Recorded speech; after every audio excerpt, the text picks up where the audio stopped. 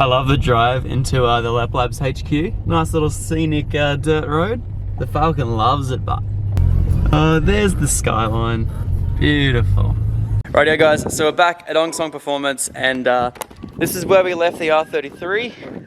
So at the moment, she's currently got no engine whatsoever. And up here is basically every single part, like every single little bit of piping, intake manifold, exhaust manifold sort of over there, exhaust manifold here. Turbo and everything else is under all this sort of stuff. Sort of everything we pulled out the engine bay. My clutch, which is going to go pretty much in the bin, sitting down there. We are going to get the flywheel machined, which is awesome. This one here is the RB25. If you guys remember, we did take out piston number 3, just to sort of see what the issue was, and that was the one that ended up having the cracked ringland. So today, we're going to take out the rest of them, see if any more have damage. But apart from that, the engine actually seemed to be pretty good. We've got the head over here, which we're going to be pulling apart today completely. So we're going to be taking camshafts out, valves out, everything out, and then getting this whole thing redone. Beautiful. So just taking off one side of, what would you call them? The camshaft? Yes, they're the cam caps. Oh, cam caps, sorry, yeah. And we actually noticed that this is so odd, but the bolts are actually not stuck in the threads, or they weren't tight in the threads like I originally thought. They're just tight in the caps. Stuck in the caps. It's like someone's put RTV or something on them. That's so weird. A lot of them are very, very tight in the cap.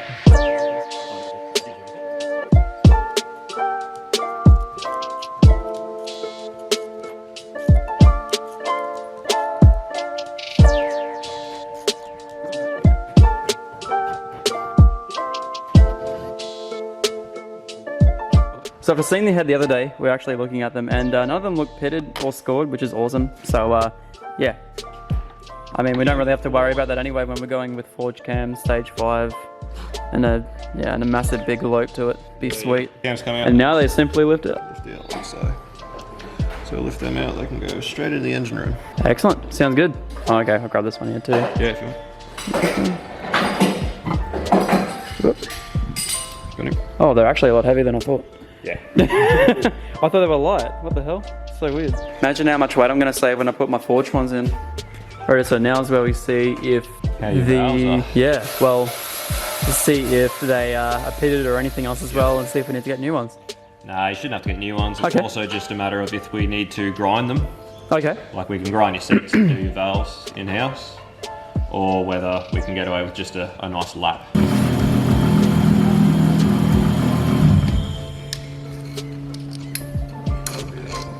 So right, there's only 19 more to go. That's crazy. Yeah.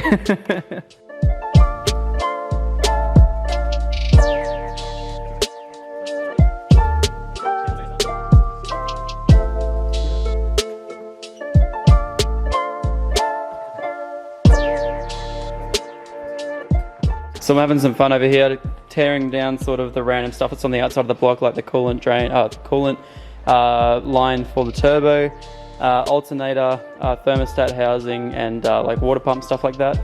You've got all the valves out? Yes, the head is disassembled, as you can see. The seats are looking quite good. I reckon we'll get them with just a lap. Excellent. And you got glasses on for this one. The glasses on for this observation. You'll be able to see for this one. So no, the seats all look, honestly, I think this head's been done at some point in its life. Okay. Yeah, your guides all feel and look really, really nice. Got that is written on there. I'm assuming that's... What does that say? It says all. So okay. Anyway, I'd say this head has been done at some point in its life. Obviously the motor's been apart because it's covered in RTV, so people have, someone's torn down the motor before. Yep. All of your guides feel fine, and it looks to me like all your seats, there's no pitting or anything. Nothing that we can't get out with a lap. All the Very cool. Look nice. So. Excellent. So now comes the fun part. Yes, so now we're going to start getting out all these broken studs. So one, 2, 3. And I think, oh no, it's just the 3. That's all right. Okay. So wait, so there were 7 holding it in. There's only 3 broken. Yeah, which means how many? We'd already started taking some out when you counted. Oh right, yeah. That's it. Started on it, so. There you go. There you go. But yeah, I got the rest of the studs that were in there out this morning. So very cool. for these, we just get a center punch. It's really important that you try and get the, when you drill your hole, it needs to be in the center. Yep. So we get a center punch and center punch what's left of these studs. Yep. Then we'll get a drill them out, and then use an easy out, and very cool. just try and hope they get them out with an easy out. I find it so funny how this one here is sealed with no gasket. Yeah. It's so weird, isn't it? Horrible. Horrific. Yeah. Horrific looking. Oh well, this one's pretty much all done. And then this afternoon, before it goes away, gets cleaned and crack tested and everything, we are going to take out, is it this one here, the bigger one? It's the top one. Oh, the top one there, Yep. Beautiful. So this is the Ross Performance head drain. This was actually recommended by you. And then I sent them an email and then they sponsored me. Awesome. So yeah, I'm actually going to do a whole video about this, about how to install it. With this one, because we already have the head off and deconstructed, it's convenient enough for us to do it while the head's apart. But it can be done with the head on the motor. I did make a video about it. I know, I saw, and it was awesome. Yeah. We can show you. It's not very hard to do. Yep. If you've got an RB, I'd certainly recommend doing it. And I'll show you the literally just fits straight in there. Tap 2 holes, and then I'll show you the precautions we take if you're going to do it with the head still on the block. Yeah, but definitely. Obviously, for us, it's very convenient because we've already got to pull down. So.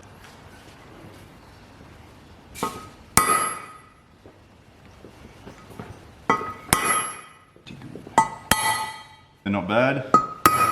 Excellent. So I was always wondering how you managed to actually get these out, but they use these, which is awesome.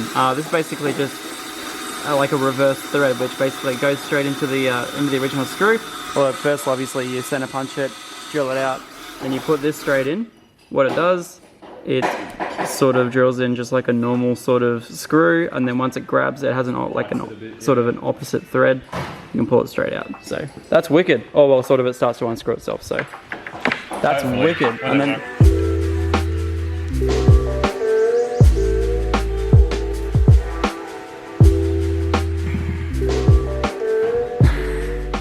Alright, 2 out of 3. That's what they're supposed to do. That's what it's supposed to do. It's not what that one did. So did you notice that massive big spider that was on your car? Give it right. Like that really friggin' huge spider that's on the front of your car? Yeah, it seems I keep one of them in pretty much every one of my cars. Yeah, right.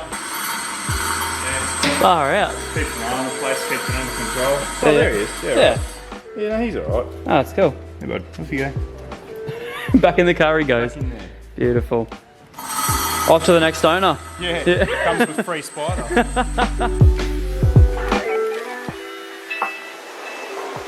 Alright, lap and valves. We've got here our grinding compound. So this is just an abrasive paste you put on the valve, which pretty much just sort of grinds it into the seat, gives it a nice mating with the seat. So this is going to be 1.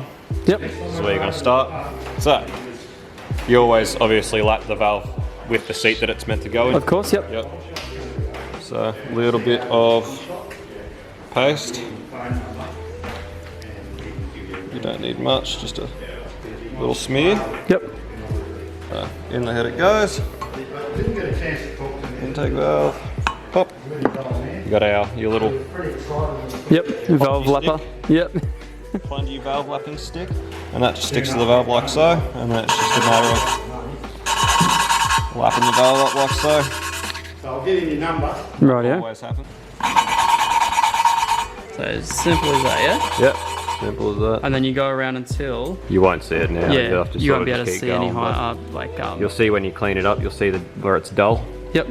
Yep. So at the moment you can still see like shiny spots and also that one thick line of... So those shiny spots will be alright, but you'll see it when you finish lapping, when you clean it up. Very cool. Should be a pretty even, nice, dull line around the edge of the valve. Just like the one and that lining the seat. Just like that one. So you'll see that quite an even, dull on the valve where it contacts the seat, and same as on the seat there. There you go. That's all you're looking for. It's already pissing me off, man. Oh, that's fun. Nah. It's actually not too bad. Yeah, it's not too bad until you get to number 24. Yeah, that's it.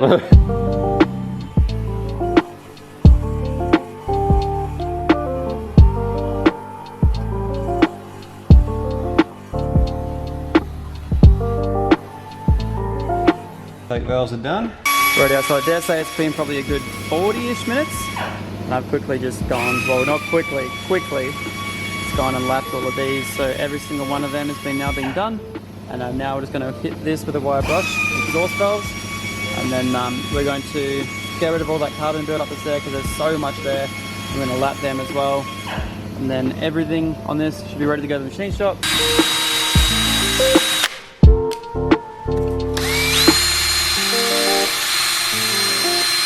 Alright, so I'm just over halfway through lapping these valves at the moment, and pretty much the only, where was it, the exhaust stud we could not get out was this one up here.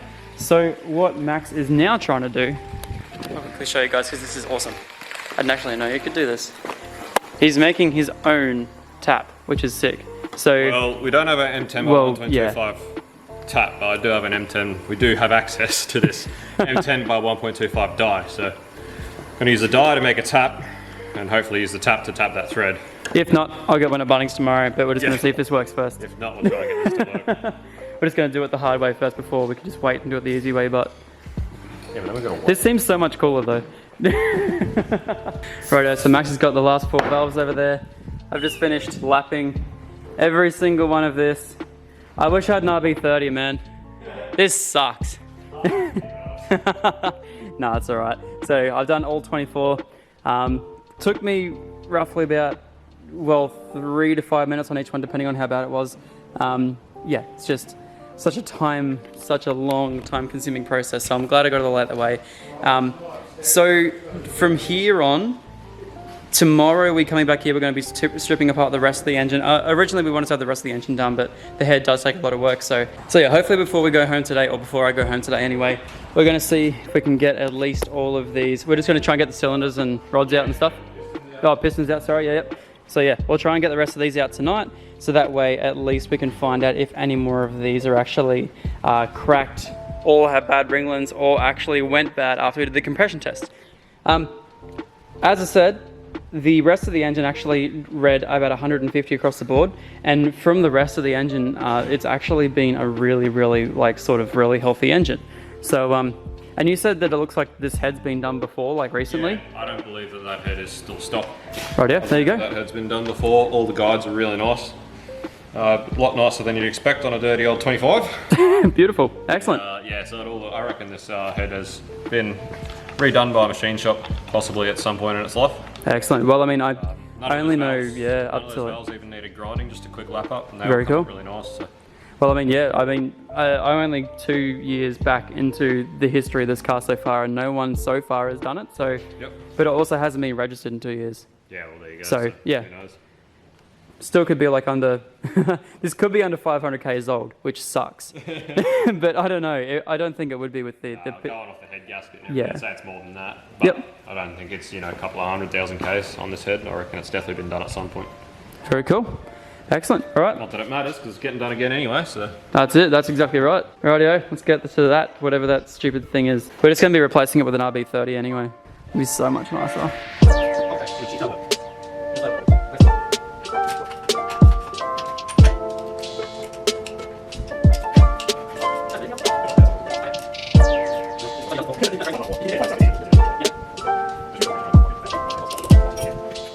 Beautiful. So the rest of the pistons are out, and we just checked each one. No signs of cracking, no signs of, well, anything apart from just worn bearings, which is, worn rings. So that's awesome. All the bearings are worn, but we're going to be replacing every single one of them. So yeah, no signs of no more cracks. So all the ringlets are completely fine. Yeah, so obviously this engine hasn't sort of received anything else more harmful than apart from that one cracked ringlet, which is awesome. In cylinder 3, which was showing 60 PSI. The rest of them are 150. So yeah, we're all good. I'm really loving the drive to and from on Song Performance. It's a massive, it's about an hour and 45 minutes each way. And I've been doing that, well, this is my second time back now. And the roads are they're beautiful. They're a little bit bumpy, as you're about to see. They're a little bit bumpy. But apart from that, you get all these insane hills, and sometimes there's no traffic, sometimes there is, but you can get around it pretty easily. And I just love it. Like, look at this. It reminds me of Victoria. It's absolutely beautiful. So at this current point in time, we are looking at possibly starting the assembly process on Thursday. So as long as we get a whole heap of work done tomorrow, there's a lot of cleaning to be done. Strip down the rest of the bottom end, we have to pull out the oil pump gears, pull out the crankshaft, pull out a whole lot of stuff. get that whole thing sorted, and then we're also going to be just cleaning up some basic stuff and machining, all that sort of stuff, which Max is going to be sorting out for us on Wednesday, I believe. So yeah, tomorrow's Tuesday, we're going to be doing a whole lot of stuff, and then yeah, he's going to get all that sort of stuff sorted from the machine shop. Wednesday, Thursday, we should be able to start the building process if I don't want to paint some more stuff. I know there's a few things that I want to paint. I might want to paint the block, I'm not quite sure. I'll probably do it like a flat black, but yeah, it's going to be an absolutely awesome time. Yeah, so keen.